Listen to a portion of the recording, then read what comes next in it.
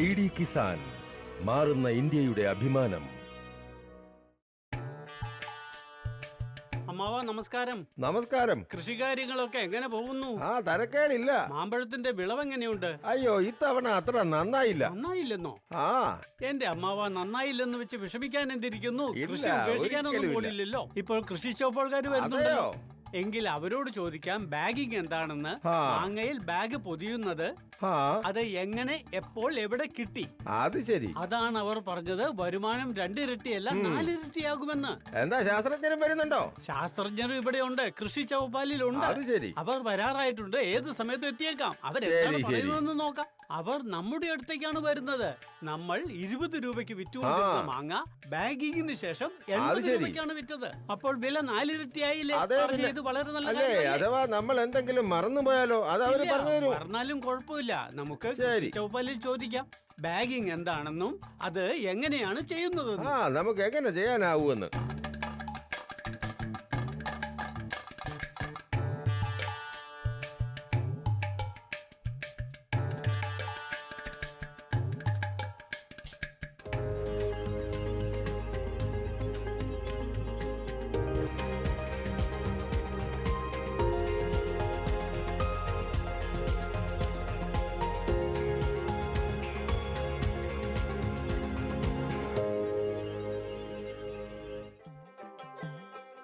ഏകദേശം 50 വർഷം.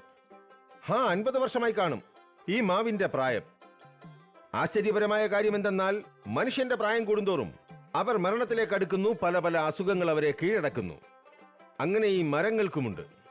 ഈ മരങ്ങൾക്കും പലവിധ രോഗങ്ങൾ വരും. അതിലൂടെ ബുദ്ധിമുട്ടിലാകുന്നു നമ്മുടെ കർഷക സഹോദരങ്ങൾ. എന്നാൽ ആശ്ചര്യം എന്തെന്നാൽ നമ്മുടെ സാങ്കേതിക വിദ്യകൾ, നമ്മുടെ ശാസ്ത്രം അത്രയ്ക്ക് പുരോഗമിച്ചു കഴിഞ്ഞു. ഈ മരങ്ങളെ, ഈ വാർദ്ധക്യത്തിലെത്തിയ മരങ്ങളെ ഫലഭൂയിഷ്ടമാക്കുക മാത്രമല്ല, മറിച്ച് ഇതിന് പുനർജന്മവും നൽകുന്നു. അതെങ്ങനെ? ഇതെല്ലാം മനസ്സിലാക്കാം. ഇന്നത്തെ കൃഷി ചൗപ്പാലിൽ നമ്മോടൊപ്പമുണ്ട് ശാസ്ത്രജ്ഞന്മാരുടെ ഒരു വിശിഷ്ട പാനൽ. അതോടൊപ്പം തന്നെ ദൂരദേശങ്ങളിൽ നിന്ന് വന്ന നമ്മുടെ കർഷക സഹോദരങ്ങൾ ഈ ചർച്ചയിൽ പങ്കെടുക്കുന്നു. എന്നാൽ വരൂ, സ്വാഗതം ചെയ്യാം.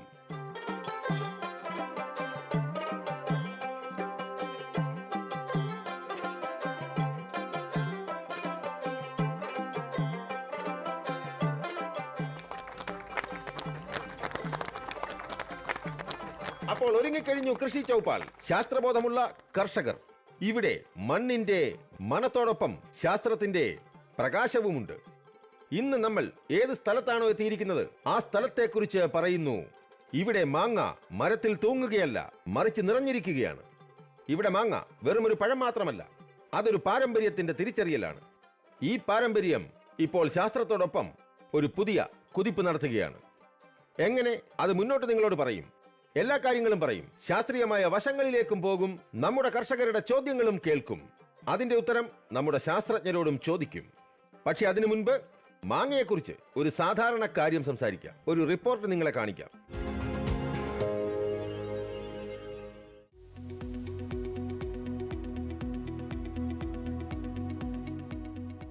മാമ്പഴം എന്നാൽ വെറുമൊരു രുചിയല്ല, അതൊരു കഥയാണ്. ഇത് തലമുറകളെ ബന്ധിപ്പിക്കുന്നു. കർഷകനും മണ്ണും തമ്മിലുള്ള ബന്ധം ഉറപ്പുള്ളതാക്കുന്നു. പ്രകൃതിയെ തലമുറകളുമായി ചേർക്കുന്നു. മാമ്പഴം എന്ന പഴം, അത് കഴിച്ച് നിങ്ങൾ മധുരം നുകരുക മാത്രമല്ല, നിങ്ങൾ തിരിച്ചറിയുന്നു ആ അധ്വാനത്തെ. ഓരോ വിയർപ്പുതുള്ളിയിലും അടങ്ങിയ കഠിനാധ്വാനം. മാമ്പഴത്തിന്റെ സ്വാദിലെത്ര മധുരമുണ്ടോ തിരിച്ചറിയുന്നതിലും അത്ര ഉന്നതമാണ്. കാരണം ഇതൊരു പഴം മാത്രമല്ല, നമ്മുടെ മണ്ണിന്റെ സ്നേഹം കൂടിയാണ്. മാങ്ങ ഭാരതത്തിലെ ഒരു പ്രധാന വിളവാണ്. അതിന്റെ കൃഷി രാജ്യത്താകമാനം വലിയ അളവിൽ നടത്തിവരുന്നു. കഴിഞ്ഞ 30 വർഷങ്ങളായി മാമ്പഴത്തോട്ടങ്ങളുടെ വിസ്തീർണം 1.08 മില്യൺ ഹെക്ടറിൽ നിന്ന് വളർന്ന് 2.40 ഹെക്ടറിലേക്ക് വർദ്ധിച്ചു കഴിഞ്ഞു.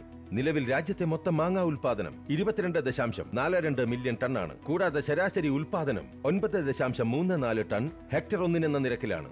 ഭാരതത്തിൽ പ്രധാനമായും മാങ്ങ ഉൽപ്പാദിപ്പിക്കുന്ന സംസ്ഥാനങ്ങൾ ഉത്തർപ്രദേശിലെ സഹാറൻപൂർ, ബുലന്ദ്ഷഹർ, അമ്രോഹ, ലക്നൌ, ഉന്നാവ്, ആന്ധ്രാപ്രദേശിലെ ചിത്തൂർ, വിജയനഗരം, കൃഷ്ണ, അനന്തപൂർ, കടപ്പ, കൂടാതെ തെലങ്കാനയിലെ മെഹബൂബ് നഗർ, കരീം നഗർ, ഹമ്മം, വാറങ്കൽ, ആദിലാബാദ്, കർണാടകയിലെ കോളാർ, രാംനഗർ, തുംകൂർ, ചിക്ബെല്ലാപൂർ, പിന്നെ ബീഹാറിലെ ദർഭംഗ, സമസ്തിപൂർ, മുസഫർപൂർ, കിഴക്കൻ ചമ്പാരൻ, വൈശാലി, എന്നിവയാണ് പ്രധാന മാങ്ങ ഉൽപാദക സംസ്ഥാനങ്ങൾ.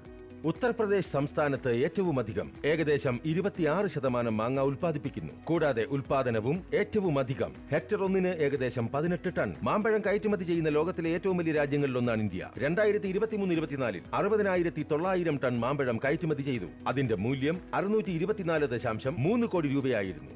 2030 കയറ്റുമതി 1,06,515 ടൺ.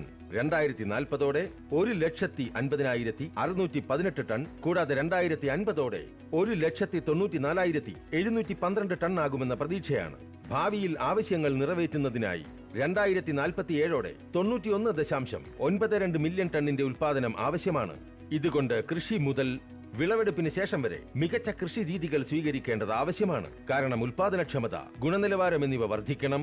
പ്രത്യേകിച്ച് കാലാവസ്ഥാ വ്യതിയാനത്തിന്റെ ഈ അവസരത്തിൽ മാമ്പഴം പഴങ്ങളുടെ രാജാവ് മാത്രമല്ല, മറിച്ച് പ്രകൃതിയുടെ വരദാനം കൂടിയാണ്. 2009 മലിഹാബാദിന് അഭിമാനകരമായ ഒരു നിമിഷമുണ്ടായിരുന്നു. ദശഹരി മാമ്പഴത്തിന് ജിയോഗ്രാഫിക്കൽ ഇൻഡിക്കേഷൻ അഥവാ GI ടാഗ് ലഭിച്ചു.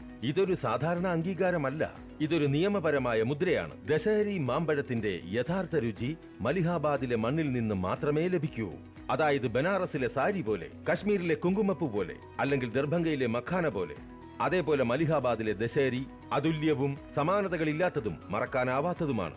ഈ ടാഗ് മാമ്പഴത്തിന്റെ തിരിച്ചറിയൽ മാത്രമല്ല, മറിച്ച് ഈ പ്രദേശത്ത് വസിക്കുന്ന ആയിരക്കണക്കിന് കർഷകർക്കുള്ള ആത്മസമ്മാനമാണ്. അവരുടെ വിയർപ്പ് കൊണ്ടാണ് രാജ്യത്തിന്റെ മണ്ണ് നനയ്ക്കുന്നത്.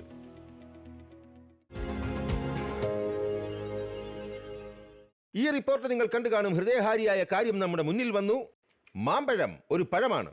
അതിനും അതിന്റെ ഒരു ഐഡന്റിറ്റി ഉണ്ട്. അതിന് ലോകത്തിൽ ഒരു തിരിച്ചറിയൽ നൽകുന്നു. അത്ഭുതകരമായ കാര്യമല്ലേ? വരൂ, ഇനിയും അത്ഭുതപ്പെടുത്തുന്ന കാര്യങ്ങൾ ഈ കൃഷി ചൗപാലിൽ നിങ്ങൾക്ക് മുന്നോട്ട് അറിയാൻ കഴിയും. മുന്നോട്ട് പോകാം. നമ്മുടെ വിശിഷ്ട അതിഥികൾ ഇവിടെ എത്തിയിട്ടുണ്ട്. നമ്മുടെ അതിഥികൾ, അവരെ പരിചയപ്പെടുത്താം നിങ്ങളെ. ഡോക്ടർ ടി ദാമോദരൻ ജി നമ്മളോടൊപ്പമുണ്ട്. ICER central subtropical horticulture ഇൻസ്റ്റിറ്റ്യൂട്ടിന്റെ ഡയറക്ടറാണ്. സ്വാഗതം അങ്ങേക്ക്. നമസ്കാരം. ഡോക്ടർ PC ത്രിപാഠി ജി എന്നോടൊപ്പമുണ്ട്. പ്രിൻസിപ്പൽ സയന്റിസ്റ്റ് ആണ് ICER-ൽ. സ്വാഗതം അങ്ങേക്കും. പിന്നെ ധാരാളം ഈ കർഷക സഹോദരങ്ങൾ നമ്മോടൊപ്പമുണ്ട്. ദൂരത്ത് നിന്ന് ഈ ചോപ്പാലിന്റെ ഭാഗമാകുന്നു. നിങ്ങൾക്കും ഹൃദ്യമായ സ്വാഗതം. നിങ്ങളുടെ ചോദ്യങ്ങൾ ചോദിക്കാൻ നമ്മുടെ ശാസ്ത്രജ്ഞരോട്, അതിനും ഉത്തരം നൽകാനുള്ള ശ്രമങ്ങൾ നടക്കും. അപ്പോൾ ഏറ്റവും ആദ്യം ഡോക്ടർ സാർ അങ്ങയോടാണ് ചോദ്യം. നമുക്ക് സംസാരിക്കാം മാവിന്റെ ഇലകളെക്കുറിച്ച്. അപ്പോൾ ഇലകളെക്കുറിച്ചും നമുക്ക് സംസാരിക്കേണ്ടതുണ്ട്. അപ്പോൾ GI ടാഗ്, അതേക്കുറിച്ച് നമ്മുടെ റിപ്പോർട്ടിൽ പറഞ്ഞിരുന്നു. അതേക്കുറിച്ച് അങ്ങൊന്ന് പറഞ്ഞിരുന്നെങ്കിൽ. GI ടാഗ് വളരെ പ്രധാനപ്പെട്ട ഒരു കാര്യമാണ്. അതിനെ നമ്മൾ ജിയോഗ്രാഫിക് ഇൻഡിക്കേഷൻ എന്ന് വിളിക്കുന്നു. ഇക്കാരണത്താൽ ഉൽപ്പന്നം വളർത്തുന്നിടത്ത് അത് ഒരു പ്രത്യേക രുചി വികസിപ്പിക്കുന്നു. ഒരു പ്രത്യേക രുചി. നിങ്ങൾ അതേ കാര്യം മറ്റെവിടെയെങ്കിലും വളർത്താൻ ശ്രമിച്ചാൽ ആ ഉൽപ്പന്നത്തിന് അതേ ഗുണങ്ങൾ ഉണ്ടാകില്ല. വടക്കേ ഇന്ത്യയിൽ നിന്ന് ആരംഭിച്ച് മാലിഹാബാദിൽ നിന്നുള്ള ദശേരി മാമ്പഴം, വാരണാസിയിൽ നിന്നുള്ള ലാംഗ്ര, റാറ്റോൾ മാമ്പഴവും ഉണ്ട്. അതിനുശേഷം ചൗസ വരുന്നു. താമസിയാതെ ഗൊരജിത്ത് മാമ്പഴത്തിനും GI ടാഗ് വരും. കൂടുതൽ മുന്നോട്ട് പോകുമ്പോൾ ബീഹാർ ഉണ്ട്. അവിടെ ജർദാലു എന്ന മാമ്പഴത്തിന് GI ടാഗ് ഉണ്ട്. പശ്ചിമ ബംഗാളിൽ ഇമാം സാഗർ, ലഖാൻ, ബോഗ് തുടങ്ങിയ മാമ്പഴങ്ങളുണ്ട്. പിന്നെ മധ്യേന്ത്യയിൽ മഹാരാഷ്ട്രയിൽ ഹാപൂരിൽ നിന്നുള്ള അൽഫോൻസ ഉണ്ട്. ഇത് ധാരാളം കയറ്റുമതി ചെയ്യുന്നു. ആൽഫൂരിൽ നിന്നുള്ള അൽഫോൻസ. കൂടുതൽ പടിഞ്ഞാറോട്ട് പോയാൽ ഗുജറാത്തിൽ കേസർ ജാംബോ മാമ്പഴമുണ്ട്. കേസറിന്റെ GI ടാഗ് ഈ ഭാഗത്തേക്ക് അല്പം നേരെയാണ്. ബംഗൻപാലിയുമുണ്ട്. അതുപോലെ ഭോപ്പാലിലും മധ്യപ്രദേശിലെ സുന്ദർജയിലും 12 ഇനങ്ങളുണ്ട്. അവിടെ ചില ഇനങ്ങൾക്ക് GI ടാഗ് ലഭിച്ചു. ഇതുമൂലം കർഷകർക്ക് മാത്രമല്ല, രാജ്യത്തിന് മുഴുവൻ വരുമാനവും ലഭിക്കുന്നു. ഇതിന്റെ കൊമേഴ്സ്യൽ വാല്യൂവും വർദ്ധിക്കുന്നുണ്ട്. അതെ, വാണിജ്യമൂല്യം വർദ്ധിച്ചുകൊണ്ടിരിക്കുന്നു. പ്രത്യേകിച്ച് കർഷകൻ ആ സ്ഥലത്ത് താമസിക്കുന്നിടത്ത്.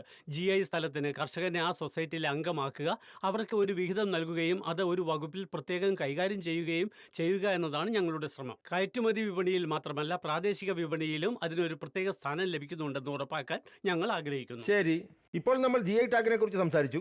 ഇനി അടിസ്ഥാന കാര്യങ്ങളിലേക്ക് വരാം. അടിസ്ഥാന കാര്യങ്ങൾ: കർഷകർ പോകുന്നു തൈകൾ വാങ്ങുന്നതിനായി. അവിടെ നിന്ന് ആരംഭിക്കാൻ നമുക്ക്. ഒരു തൈ നട്ടുപിടിപ്പിച്ചത് മരമായി വളരുമ്പോൾ പതിയെ പതിയെ വളർന്ന് അത് മരമായി മാറും. നമ്മോടൊപ്പം ഇതിന്റെ ഒരു കൃഷിക്കാരനുണ്ട്, ഉപേന്ദ്ര സിംഗ്. അദ്ദേഹത്തിന്റെ അടുത്തേക്ക് പോകാം. അദ്ദേഹത്തിന്റെ ഒരു ചോദ്യമുണ്ട്. നല്ല ഗുണനിലവാരമുള്ളതും വ്യത്യസ്ത ഇനങ്ങളിലുള്ളതുമായ തൈകൾ ഞങ്ങൾക്ക് എളുപ്പത്തിൽ ലഭ്യമല്ല എന്ന് ഞങ്ങൾ പറയാൻ ആഗ്രഹിക്കുന്നു. സ്ഥാപനങ്ങൾ വളരെ നല്ലതും വർണ്ണാഭമായതുമായ ഇനങ്ങൾ വികസിപ്പിച്ചെടുക്കുന്നു. ഇതേക്കുറിച്ച് ഡോക്ടർ സാർ എന്ത് പറയുന്നു?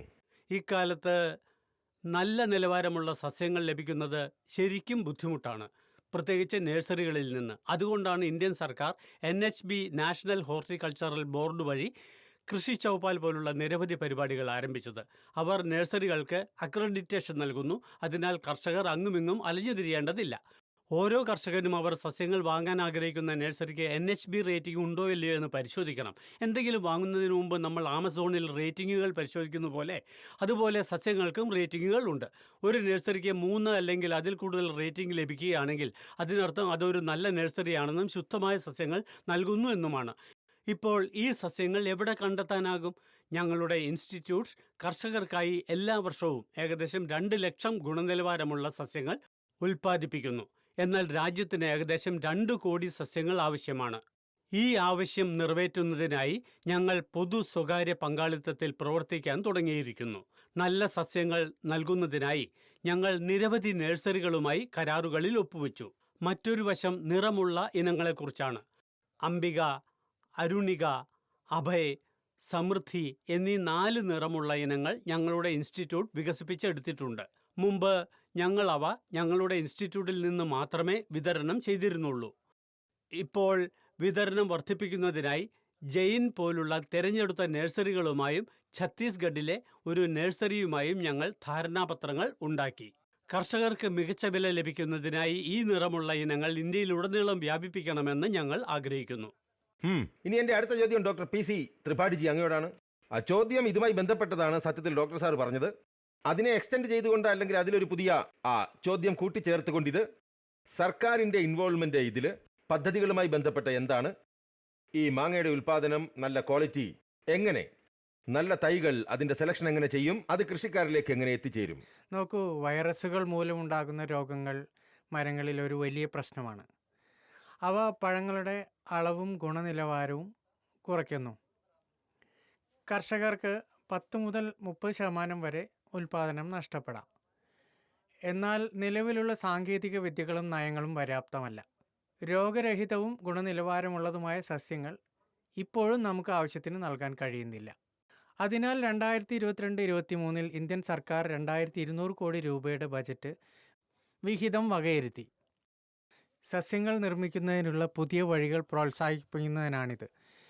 കൃഷി മന്ത്രാലയം, ICAR, നാഷണൽ ഹോർട്ടിക്കൾച്ചർ ബോർഡ് എന്നിവ ചേർന്ന് ആത്മനിർഭർ ക്ലീൻ പ്ലാന്റ് പ്രോജക്റ്റ് അല്ലെങ്കിൽ ക്ലീൻ പ്ലാന്റ് പ്രോഗ്രാം എന്ന പേരിൽ ഒരു പരിപാടി നടത്തുന്നു. അവർ രാജ്യത്തുടനീളം 9 കേന്ദ്രങ്ങൾ സ്ഥാപിക്കുന്നു. ഈ കേന്ദ്രങ്ങൾ 12 പ്രധാന വിളകൾക്ക് ഗുണനിലവാരമുള്ള സസ്യങ്ങൾ ഉൽപ്പാദിപ്പിക്കും. ഈ സസ്യങ്ങൾ 75 വലിയ നഴ്സറികൾക്ക് നൽകും. ഈ നഴ്സറികൾ ശരിയായി സ്ഥാപിക്കാൻ സർക്കാർ സഹായിക്കും. നമ്മുടെ രാജ്യത്ത് 9 കേന്ദ്രങ്ങൾ സ്ഥാപിക്കപ്പെടുന്നു. ഇതിനോടനുബന്ധിച്ച് ഈ കേന്ദ്രങ്ങൾ 12 പ്രധാന വിളകൾക്ക് ഗുണനിലവാരമുള്ള സസ്യങ്ങൾ ഉൽപ്പാദിപ്പിക്കാനുള്ള സംവിധാനങ്ങൾ നടത്തിക്കൊണ്ടിരിക്കുന്നു. 75 വലിയ നഴ്സറികൾക്ക് നല്ല സസ്യങ്ങൾ നൽകുന്നതായിരിക്കും. ഈ നഴ്സറികൾ ശരിയായി സ്ഥാപിക്കാൻ സർക്കാർ സഹായിക്കുകയും ചെയ്യും. ഒരു വലിയ റോഡ് മാപ്പ് പലയിടത്തും സർക്കാർ ആരംഭിക്കുകയാണ്. ഇതിനായി അതിന് ആരംഭം കുറിച്ചു എന്നങ്ങ് പറഞ്ഞു കഴിഞ്ഞു. മറ്റൊരു കർഷകൻ കൂടി നമ്മോടൊപ്പം ചേരുന്നു. പവൻകുമാർജി, അങ്ങയുടെ ചോദ്യം ചോദിച്ചാട്ടെ. നമസ്കാരം സർ, എൻ്റെ പേര് പവൻകുമാർ എന്നാണ്. ഞാൻ ധക്വ മലിഹാബാദ് പ്രദേശത്ത് നിന്നാണ് വരുന്നത്. എൻ്റെ ചോദ്യം, ഫലഭൂയിഷ്ഠത കുറഞ്ഞ മണ്ണിൽ പോലും മികച്ച മാമ്പഴ വിളവ് ലഭിക്കാൻ എന്തെങ്കിലും വൈവിധ്യമോ സാങ്കേതികവിദ്യയോ ഉണ്ടോ? പാരിസ്ഥിതിക മാറ്റങ്ങൾക്കൊപ്പം വേനൽക്കാല താപനില വർദ്ധിച്ചുകൊണ്ടിരിക്കുകയാണ്. ഇക്കാരണത്താൽ മാമ്പഴത്തിൻ്റെ വേരുകൾ വളരുന്ന മണ്ണിൽ ഉപ്പ് അടിഞ്ഞുകൂടാൻ തുടങ്ങുന്നു. അതുകൊണ്ടാണ് നല്ല തോട്ടങ്ങളിൽ പോലും പഴങ്ങൾ ചെറുതായി മാറുന്നത്. ഞങ്ങളുടെ ഗവേഷണത്തിൻ്റെ ദൃഷ്ടികോണിൽ ഞങ്ങളുടെ ശാസ്ത്രജ്ഞർ കുറഞ്ഞപക്ഷം 15 മുതൽ 20 വർഷത്തെ ജോലിക്ക് ശേഷവും ഞങ്ങൾ ഒരു സാഗരിക എന്ന പേരിൽ ഒരു റൂട്ട് സ്റ്റോക്ക് വികസിപ്പിച്ചെടുത്തു. റൂട്ട് സ്റ്റോക്ക് പ്രധാനമാണ്, കാരണം അത് മണ്ണിനോട് പോരാടുന്നു. 9.3 വരെ pH ഉള്ള മണ്ണിൽ പോലും ഈ സാഗരിക റൂട്ട് സ്റ്റോക്കിന് മാമ്പഴം വളർത്താൻ കഴിയും. അതായത് മാമ്പഴം ഫലഭൂയിഷ്ഠമായ മണ്ണിൽ മാത്രമല്ല, ഫലഭൂയിഷ്ഠത കുറഞ്ഞ മണ്ണിലും വളരും. വരൂ, നമുക്കൊരു ബ്രേക്ക് എടുക്കാം. എന്നാൽ ബ്രേക്കിന് ശേഷം തുടരുമ്പോൾ കാര്യം ഡ്രിപ്പ് ഇറിഗേഷനെ കുറിച്ചായിരിക്കും. ജലസേചനം കൃഷിയിൽ വളരെ പ്രധാനപ്പെട്ട ഒരു ഭാഗമാണ്, മഹത്വപൂർണ്ണ ചുവടുവയ്പ്പാണ്. ഇതിൽ സാങ്കേതിക വിദ്യയിലൂടെ എന്ത് നടക്കുന്നു, പുതയിടലിനെ കുറിച്ച് നമ്മൾ സംസാരിക്കും. ടെക്നിക്കൽ ടേംസ് ഉണ്ട്, സാങ്കേതിക പുതിയ പദങ്ങളുണ്ട്. പക്ഷേ അത് ലളിതമായ ഭാഷയിൽ നമ്മൾ മനസ്സിലാക്കാൻ ശ്രമിക്കും. നമ്മോടൊപ്പം കാർഷിക ശാസ്ത്രജ്ഞരുടെ പ്രത്യേക പാനൽ തന്നെയുണ്ട്. എങ്ങും പോകരുത്, ഉടൻ മടങ്ങിയെത്താം.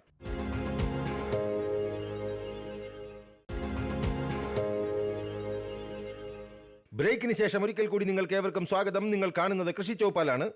നമ്മൾ സംസാരിക്കുന്നു പഴങ്ങളുടെ രാജാവ് മാമ്പഴത്തെക്കുറിച്ച്. അത് രാജ്യത്തിന്റെ അഭിമാനമാണ്. ഈ അഭിമാനം നിലനിൽക്കണമെങ്കിൽ ഈ രാജാവിന്റെ ആരോഗ്യം അത് മികച്ചതാകണം, സുരക്ഷിതമാകണം. ഇത് മികച്ചതും സുരക്ഷിതവും അപ്പോഴേയാകൂ ആധുനിക സാങ്കേതിക വിദ്യകൾ ഉപയോഗിച്ചതിന് ചികിത്സ നൽകിയാൽ.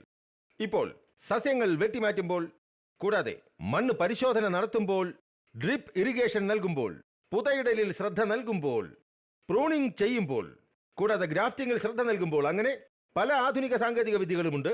അതുപയോഗിച്ചുകൊണ്ട് മാമ്പഴത്തിന്റെ രുചി മികച്ചതാക്കുക മാത്രമല്ല, മറിച്ച് കർഷകരുടെ അധ്വാനത്തിന് ഇരട്ടി ഗുണവും ലഭിക്കുന്നു. അതെങ്ങനെ? ആദ്യമേ റിപ്പോർട്ടിലൂടെ നമുക്കറിയാം. എന്നിട്ട് മടങ്ങിയെത്താൻ നമ്മളോടൊപ്പം കാർഷിക ശാസ്ത്രജ്ഞരുണ്ട്. കർഷകരുടെ ചോദ്യങ്ങളും കേൾക്കാം, ഉത്തരവും നൽകാം.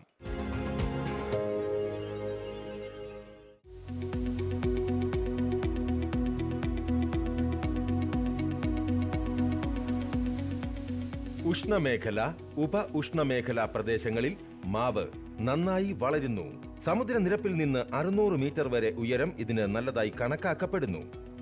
നല്ല മാമ്പഴ വളർച്ചയ്ക്ക് അനുയോജ്യമായ താപനില 21 മുതൽ 27 ഡിഗ്രി സെൽഷ്യസ് വരെയാണ്.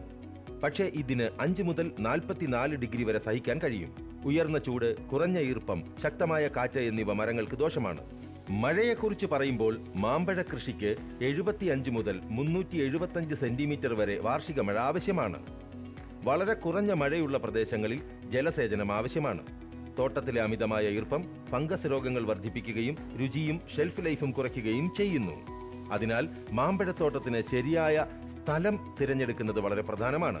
മാമ്പഴ കൃഷിക്കായി അങ്ങനെയുള്ള സ്ഥലങ്ങൾ വേണം തിരഞ്ഞെടുക്കുവാൻ. അവിടെ 130 സെന്റിമീറ്റർ മണ്ണിന്റെ ആഴം ഉണ്ടായിരിക്കണം.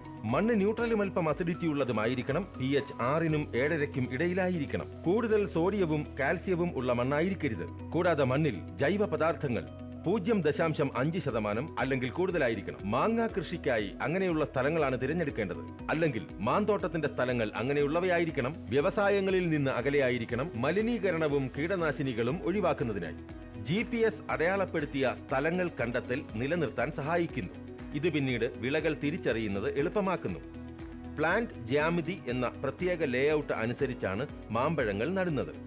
ഇത് സസ്യങ്ങൾക്ക് ആവശ്യത്തിന് സൂര്യപ്രകാശം, വായു, പോഷകങ്ങൾ എന്നിവ ലഭിക്കുന്നുണ്ടെന്ന് ഉറപ്പാക്കുന്നു. നിലമൊരുക്കുന്നതിന് മുൻപ് നിലം ആഴത്തിൽ ഉഴുതുമറിച്ച് നിരപ്പാക്കുക.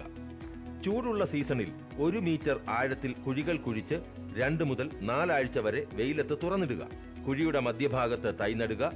ഗ്രാഫ്റ്റ് ഭാഗം മണ്ണിന് മുകളിലാണെന്ന് ഉറപ്പാക്കുക. ചിതലിന്റെ പ്രശ്നമുണ്ടെങ്കിൽ ക്ലോർഫൈറിഫോസ് ഉപയോഗിച്ച് മണ്ണ് നനയ്ക്കുക. വിശ്വസനീയമായ കേന്ദ്രങ്ങളിൽ നിന്ന് ലഭിച്ച 1 വർഷം വളർച്ചയുള്ള ഗ്രാഫ്റ്റഡ് തൈകൾ നടുക.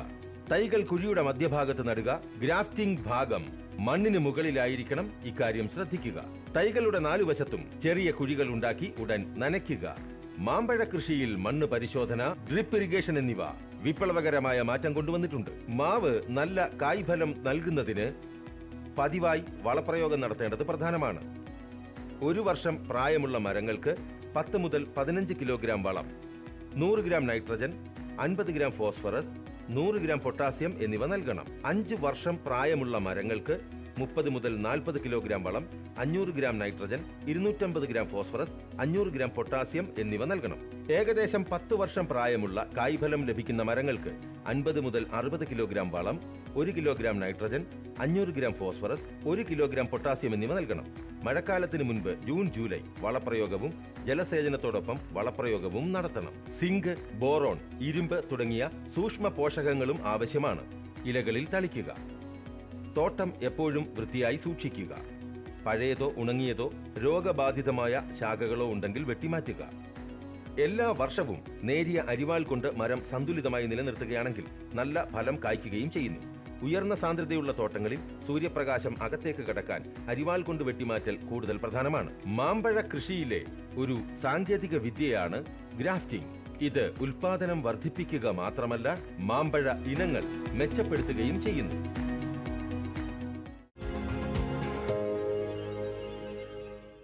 അപ്പോൾ ഏതൊക്കെ ആധുനിക സാങ്കേതിക വിദ്യകളാണ് ഉപയോഗിക്കുന്നത് മാമ്പഴ കൃഷിയിൽ?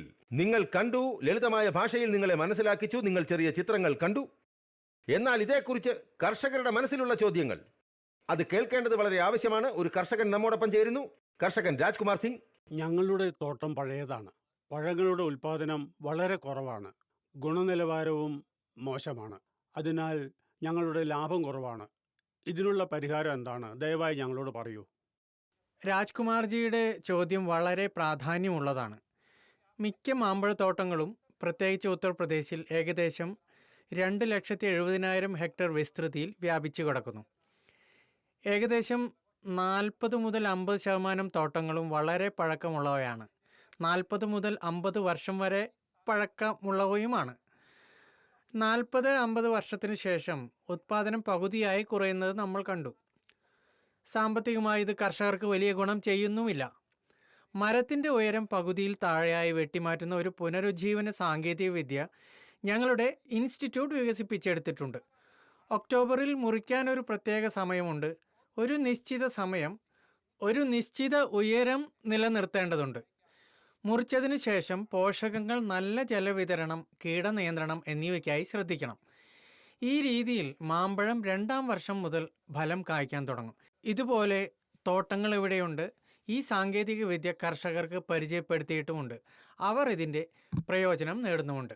ഈ രീതിയിൽ മാമ്പഴം 2-ാം വർഷം മുതൽ ഫലം കായ്ക്കാൻ തുടങ്ങുകയും ചെയ്യും. ഇതുപോലുള്ള തോട്ടങ്ങൾ ഇവിടെയുമുണ്ട്. ഈ സാങ്കേതിക വിദ്യ കർഷകർക്ക് പരിചയപ്പെടുത്തിയിട്ടുമുണ്ട്. അവർ ഇതിൻ്റെ പ്രയോജനം നേടുന്നുമുണ്ട്. ഞാൻ പ്രതീക്ഷിക്കുന്നു രാജ്കുമാർജി അങ്ങേക്ക് ചോദ്യത്തിന് ഉത്തരം കിട്ടിയെന്ന്. അങ്ങയുടെ ചോദ്യം കൊണ്ട് എൻ്റെ മനസ്സിലും ഒരു ചോദ്യം ഉയർന്നു. ഞാൻ ആഗ്രഹിക്കുന്നു. നമ്മോടൊപ്പം ഡോക്ടർ മനീഷ് മിശ്രാജി ഉണ്ട്, പ്രിൻസിപ്പൽ സയന്റിസ്റ്റ് ആണ്. സർ, ചോദ്യം ഇതാണ്. ഗുഡ് അഗ്രികൾച്ചറൽ പ്രാക്ടീസിനെ കുറിച്ച് പറയുമ്പോൾ അതേക്കുറിച്ച് ഞങ്ങൾക്ക് പറഞ്ഞു തരൂ. മാതൃകാപരമായ പ്രവർത്തനം എന്താണ്? ഇതിൽ ഞാൻ ബാഗിങ്ങിനെ കുറിച്ചും ചേർക്കാൻ ആഗ്രഹിക്കുന്നു. കർഷകർ അവരുടെ വരുമാനത്തിൽ ഇതിന്റെ പ്രാധാന്യം എന്താണ്? ഇതിന്റെ പ്രഭാവം എത്ര വർദ്ധിച്ചു എന്നും പറഞ്ഞാട്ടെ. അടിസ്ഥാനപരമായി തോട്ടം മുതൽ വിപണി വരെയുള്ള ഗുണനിലവാരമുള്ള ഉൽപ്പന്നങ്ങളും ഭക്ഷ്യസുരക്ഷയും ഉറപ്പാക്കുന്ന എല്ലാ കാർഷിക രീതികളും ഗ്യാപ്പിൽ ഉൾപ്പെടുന്നു. ഗ്യാപ്പിനെ കുറിച്ച് നമ്മൾ സംസാരിക്കുമ്പോൾ ജല മാനേജ്മെൻറ്റ്, പോഷകാഹാരം, കീടനാശിനി ഉപയോഗം, വിളവെടുപ്പ്, വിളവെടുപ്പിന് ശേഷമുള്ള മാനേജ്മെൻറ്റ് എന്നിവ ഇതിൽ ഉൾപ്പെടുന്നു. ഉൽപാദന ചെലവ് കുറയ്ക്കുന്നതിനും ഫാം ഗേറ്റ് വരുമാനം വർദ്ധിപ്പിക്കുന്നതിനുമായി എല്ലാ പ്രക്രിയകളും ക്രമീകരിച്ചിരിക്കുന്നു. താങ്കൾ പരാമർശിച്ച ബാഗിംഗ് സാങ്കേതികത വിപ്ലവകരവും ഗ്യാപ്പിൻ്റെ ഒരു പ്രധാന ഭാഗവുമാണ്. ഈ ബാഗിംഗ് രീതിയിലൂടെ കീടനാശിനി ഉപയോഗം ഗണ്യമായി കുറയ്ക്കാൻ കഴിയും. ഇത് പഴത്തിൻ്റെ നിറം, രുചി, ഷെൽഫ് ലൈഫ് എന്നിവ മെച്ചപ്പെടുത്തുന്നു. ഏറ്റവും പ്രധാനമായി ഇത് അന്താരാഷ്ട്ര കയറ്റുമതി ഗുണനിലവാര മാനദണ്ഡങ്ങൾ പാലിക്കുന്നു. കാരണം ബാഗിംഗ് വഴി സൂക്ഷിക്കുന്ന മാമ്പഴങ്ങൾക്ക് കയറ്റുമതിക്ക് ശരിയായ ഗ്രേഡ് ലഭിക്കുന്നു. നമ്മോടൊപ്പം ഒരു കർഷക സഹോദരനുണ്ട്. വളരെ ഹൃദയഹാരിയായ ഒരു കഥ നമ്മുടെ മുന്നിൽ വരുന്നു. ഈ കർഷകൻ ഒരു സംരംഭകനായി മാറി. പിന്നെ ബാഗിംഗ് കൊണ്ട് എങ്ങനെ തന്റെ ജീവിതത്തിൽ മാറ്റം കൊണ്ടുവന്നു, മറ്റ് കർഷകർക്കും പ്രോത്സാഹനം നൽകുന്നു. അങ്ങനെ ഒരു കർഷകൻ നമ്മോടൊപ്പം ഉണ്ട്. ഈ കർഷകൻ മുഷ്ലുദ്ദീനാണ്. ബാഗിങ്ങിനെ കുറിച്ചാണെങ്കിൽ 2-3 വർഷം മുമ്പ് ഞങ്ങളുടെ തോട്ടത്തിൽ ബാഗിംഗ് ഉപയോഗിച്ചിരുന്നു. എന്നാൽ ബാഗിംഗ് ശരിയായ വിലയിലോ മതിയായ അളവിലോ ലഭ്യമായിരുന്നില്ല. ഇത് കണ്ടിട്ട് ഞങ്ങളുടെ തോട്ടത്തിനായി CICSൽ നിന്ന് ബാഗുകൾ ലഭിച്ചിരുന്നു. പിന്നെ ഞങ്ങൾ സ്വന്തമായി നിർമ്മാണം ആരംഭിക്കണമെന്ന് തീരുമാനിച്ചു. ഞങ്ങളുടെ തോട്ടങ്ങൾക്കായി സ്വന്തമായി ബാഗുകൾ നിർമ്മിക്കണം. ഇപ്പോൾ ഞങ്ങൾ ഈ ബാഗുകൾ കർഷകർക്ക് നൽകുന്നു. അവർക്ക് ധാരാളം പ്രയോജനം ലഭിക്കുന്നു. ശരി, അപ്പോൾ ഈ കർഷകൻ മുഷ്ലുദ്ദീനായിരുന്നു. ഇദ്ദേഹത്തിന് ഒരു നല്ല കൈയടി. ഇദ്ദേഹം കൈവരിച്ച ഒരു നേട്ടം. ഒരു കർഷകനാണ്, സംരംഭകനുമായി മാറി. പ്രതീക്ഷിക്കുന്നു നമ്മുടെ പ്രേക്ഷകർ ഈ സമയം ഇത് TV സ്ക്രീനിൽ കാണുന്നുണ്ടെന്ന്. അവർക്കും പ്രചോദനം ലഭിച്ചു കാണും. നമുക്ക് മുന്നോട്ട് പോകാം. മറ്റൊരു കർഷകൻ കൂടി, രമേശ്, നമ്മോടൊപ്പം ഉണ്ട്. നമസ്കാരം. മാമ്പഴ കൃഷിയിൽ പോഷകങ്ങളും വെള്ളവും കൈകാര്യം ചെയ്യുമ്പോൾ നമ്മൾ എന്തൊക്കെ കാര്യങ്ങൾ മനസ്സിൽ സൂക്ഷിക്കണം? രമേശ് ജി, താങ്കൾ വളരെ നല്ല ഒരു ചോദ്യം ചോദിച്ചു. ഏറ്റവും വലിയ കാര്യം വളങ്ങളും വെള്ളവും ശരിയായി കൈകാര്യം ചെയ്യുക എന്നതാണ്. 3 പ്രധാന കാര്യങ്ങളുണ്ട്. എപ്പോൾ പ്രയോഗിക്കണം, എങ്ങനെ പ്രയോഗിക്കണം, എത്ര പ്രയോഗിക്കണം. സാധാരണയായി മാമ്പഴങ്ങൾ 10 മീറ്ററിൻ്റെ അകലത്തിൽ നിന്നാണ് നടുന്നത്. കർഷകരോടുള്ള ഞങ്ങളുടെ നിർദ്ദേശം ഫലം വിളവെടുത്ത ഉടനെ 30% നൈട്രജൻ, ഫോസ്ഫറസ്, പൊട്ടാസ്യം എന്നിവ പ്രയോഗിക്കുക എന്നതാണ്. കാരണം വിളവെടുപ്പ് നടത്തി മാമ്പഴം കഴിച്ചതിന് ശേഷം പുതിയ ഇലകൾ വളരാൻ തുടങ്ങും. ആ സമയത്ത് ചെടിക്ക് പോഷകങ്ങൾ ആവശ്യമാണ്. ഇതിനുശേഷം മഴക്കാലം ആരംഭിക്കുമ്പോൾ സെപ്റ്റംബർ പകുതിയോടെ മഴ ഏതാണ്ട് നിലയ്ക്കും.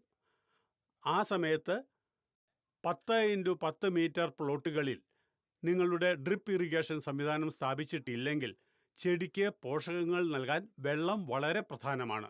ഡ്രിപ്പ് ഇറിഗേഷൻ സ്ഥാപിച്ചാൽ പോഷകങ്ങൾ നന്നായി ആഗിരണം ചെയ്യപ്പെടും. ഇനി നമുക്ക് രണ്ടാമതായി വെള്ളത്തെക്കുറിച്ച് പറയുകയാണെങ്കിൽ, ചൂടുള്ള കാലാവസ്ഥയിൽ 4 പാടും താപനില 40 ഡിഗ്രി സെൽഷ്യസിന് മുകളിൽ ഉയരുമ്പോൾ താപനിലയോടൊപ്പം ബാഷ്പീകരണം വർദ്ധിക്കുന്നു.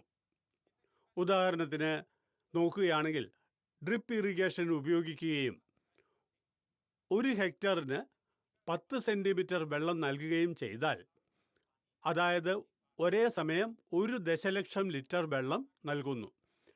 ഇത് ശരിയായി പ്രയോഗിച്ചാൽ നിങ്ങൾക്ക് കുറഞ്ഞത് 50% വെള്ളം ലാഭിക്കാൻ കഴിയും. പ്രധാനമന്ത്രി ഓരോ തുള്ളിക്കും കൂടുതൽ വിളവ് പ്രോത്സാഹിപ്പിക്കുന്നു. രണ്ടാമതായി, നിങ്ങൾക്ക് ഉണങ്ങിയ പുല്ലോ ഇലകളോ ഉണ്ടെങ്കിൽ നിങ്ങൾ ചെടികളുടെ തടത്തിന് ചുറ്റും പുതയിടുകയാണെങ്കിൽ അത് ജല ഉപയോഗം കുറയ്ക്കുന്നു.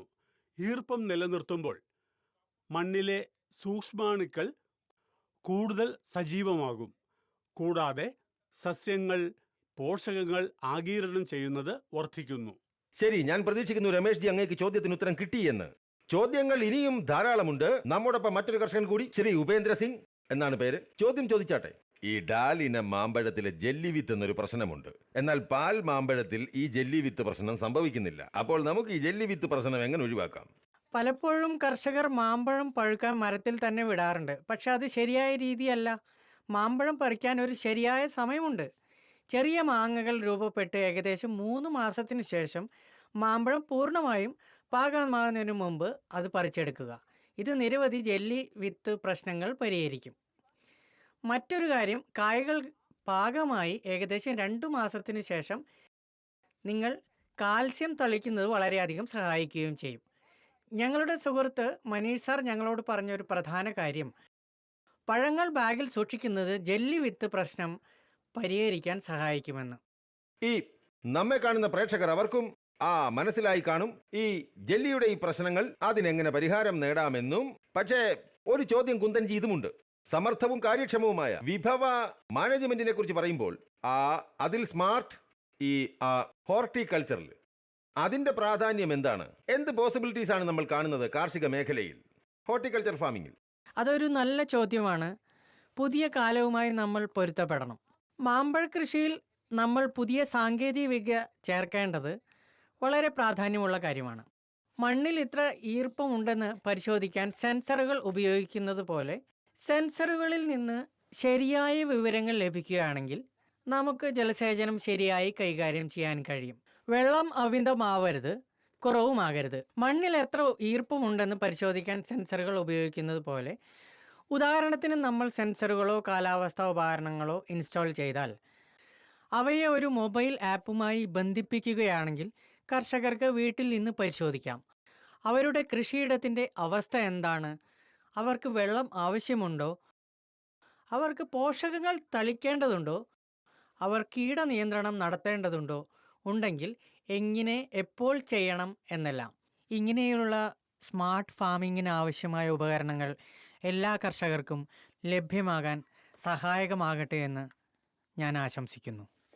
ഇതുപോലുള്ള സാങ്കേതിക വിദ്യ കർഷകരുടെ കയ്യിൽ വരുന്നത് മൂലം ഈ ഉപകരണങ്ങൾ ഉപയോഗിക്കാൻ എളുപ്പവും ചെലവ് കുറവും, അതുമൂലം കർഷകർക്ക് വരുമാനം വർദ്ധിപ്പിക്കാൻ സഹായകമാവുകയും ചെയ്യും.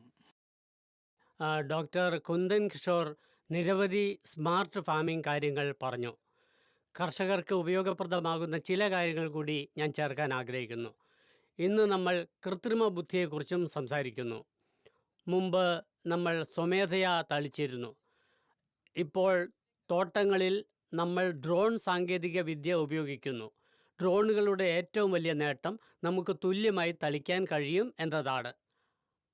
മാമ്പഴത്തിൽ, പ്രത്യേകിച്ച് മുകളിലെ ശാഖകളിൽ, മുമ്പ് ആ സ്ഥലങ്ങളിൽ എത്താൻ ബുദ്ധിമുട്ടായിരുന്നു. എന്നാൽ ഇപ്പോൾ ഡ്രോണുകൾ ഉപയോഗിച്ച് നമുക്ക് അവിടെ എളുപ്പത്തിൽ തളിക്കാൻ കഴിയും. കീടങ്ങളെയും രോഗങ്ങളെയും നന്നായി നിയന്ത്രിക്കാനും കഴിയും. ഡ്രോണുകളുടെ മറ്റൊരു വലിയ ഉപയോഗം, നിരവധി കർഷകർ പരിപാടികൾക്കായി ഒത്തുകൂടുന്നിടത്ത് ഏതെങ്കിലും മരത്തിൽ കീടങ്ങളോ രോഗങ്ങളോ ഉണ്ടെങ്കിൽ അത് കണ്ടെത്താൻ പ്രയാസമാണ്. എന്നാൽ ഈ കാലത്ത് ഡ്രോണുകൾക്ക് പ്രത്യേക സോഫ്റ്റ്വെയർ ഉണ്ട്. നിങ്ങൾ ഒരു ഡ്രോൺ പറത്തുമ്പോൾ അതിന് രോഗബാധിതമായ സസ്യങ്ങളെ തിരിച്ചറിയാൻ കഴിയും, അല്ലെങ്കിൽ പോഷകക്കുറവോ രോഗമോ ഉള്ള സസ്യങ്ങളെ. അപ്പോൾ നമുക്ക് ആ സസ്യങ്ങളെ ലക്ഷ്യമാക്കി വേഗത്തിൽ ചികിത്സിക്കാം, മരങ്ങളെ എളുപ്പത്തിൽ സംരക്ഷിക്കാം. ഒരു കാര്യം കൂടി, ഇന്ത്യൻ സർക്കാർ ഡ്രോണുകൾക്ക് വലിയ സബ്സിഡികൾ നൽകുന്നുണ്ട്. കർഷകർ ഡ്രോണുകൾ വാങ്ങാൻ ആഗ്രഹിക്കുന്നുവെങ്കിൽ സർക്കാർ 40% വരെ സബ്സിഡി നൽകുന്നു. SC/ST വിഭാഗങ്ങളിലെ കർഷകർക്ക് 50% വരെ സബ്സിഡി ലഭിക്കും. നമ്മോടൊപ്പം മറ്റൊരു കർഷകൻ കൂടിയുണ്ട്, കർഷകൻ അരവിന്ദ് കുമാർ. അങ്ങയുടെ ചോദ്യം ചോദിച്ചാട്ടെ. മാമ്പഴ കൃഷിയിൽ നന്നായി പൂവിട്ടതിന് ശേഷം കായ്ക്കുന്നതിന്റെ അളവ് വളരെ കുറവാണ്. എന്തുകൊണ്ടാണ് അങ്ങനെ? അതൊരു വലിയ പ്രശ്നമാണ്. മാമ്പഴ പരാഗണത്തിൽ ചിലപ്പോൾ വിടവുകൾ ഉണ്ടാകുമെന്ന് ഞങ്ങൾ വിശ്വസിക്കുന്നു. കൂടാതെ നമ്മൾ വളരെയധികം കീടനാശിനി ഉപയോഗിക്കുന്നതുണ്ടാകാം, അല്ലെങ്കിൽ ശരിയായ സമയത്ത് ഉപയോഗിക്കുന്നില്ലായിരിക്കാം. ഇക്കാരണത്താൽ കീടങ്ങൾ വിളയെ ബാധിക്കുകയും വിളവ് കുറയ്ക്കുകയും ചെയ്യുന്നു. മറ്റൊരു കാരണം താപനില ഉയരുന്നതാകാം. പെട്ടെന്ന് താപനില വർദ്ധിക്കുമ്പോൾ പരാഗണം കുറയുകയും കുറച്ച് പഴങ്ങൾ മാത്രം ഉണ്ടാകുകയും ചെയ്യുന്നു. അതിനാൽ ഈ 2 കാരണങ്ങളും ബന്ധപ്പെട്ടിരിക്കുന്നു. ഇത് നമ്മുടെ പ്രദേശത്ത് കുറവ് കായ്ക്കുന്നതിൻ്റെ പ്രധാന കാരണങ്ങളാണ്. ഈ 2 കാരണങ്ങളും ഇതുമായി ബന്ധപ്പെട്ടിരിക്കുന്നു. ഇത് നമ്മുടെ പ്രദേശത്ത് കുറവ് കായ്ക്കുന്നതിൻ്റെ പ്രധാന കാരണങ്ങളുമാണ്. ഈ പരിതസ്ഥിതിയിൽ വളരെ നല്ല കാര്യം പറഞ്ഞു ഡോക്ടർ സാർ. അങ്ങ് നമ്മുടെ ഈ കൃഷി ചൗപ്പാൽ നന്നായി നടക്കുകയാണ്. പിന്നെ കൃഷി ചൗപ്പാൽ മുന്നോട്ടും നടക്കുന്നതായിരിക്കും. എന്നാൽ ഇപ്പോൾ ഒരു ചെറിയ ബ്രേക്കിന്റെ സമയമാണ്.